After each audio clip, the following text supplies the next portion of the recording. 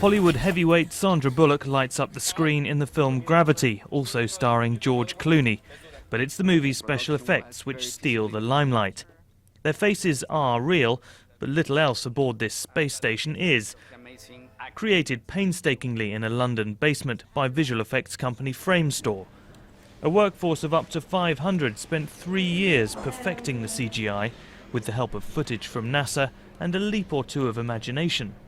As soon as you get to things that haven't been filmed, like the space station being destroyed or fire in space, fire under zero gravity, there's minimal reference of that. We just had to kind of, from your understanding of the theory of space, extrapolate that to imagine what would really happen, how things would behave, and from that how they would look. Explorer, do you copy? Explorer, permission to retrieve Dr. Stone.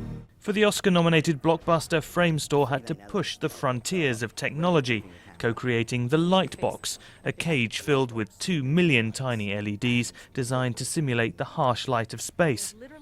From high-tech to low-tech, a broom handle was used to hit Sandra Bullock on the head to simulate her being bounced around inside the capsule. Designers spent an entire year building a digital replica of the International Space Station, the devil being in the detail. When we had made the CG spacesuit a copy of the real one that Sandra was wearing on set, and we had a review with the director, and he didn't remember that we hadn't shot her in the real suit for that particular bit, and he thought that the suit that we had made in CG was the real suit. We knew then that we'd nailed it and that he'd completely fallen for it. And to help graphic artists mimic human movement, motion capture suits like this were used, plotting real action on a virtual landscape. London has in recent years become a hub for the visual effects industry, a boom that began with the successful Harry Potter series of films, and more recently included Inception, Life of Pi, and Prometheus.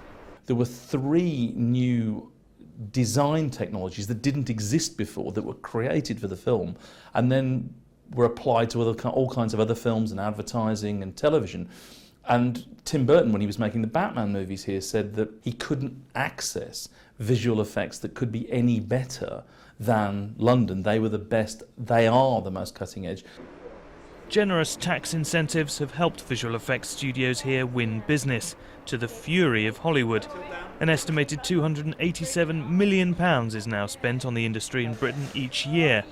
A solid financial grounding for a booming tech hub with its head firmly in the stars.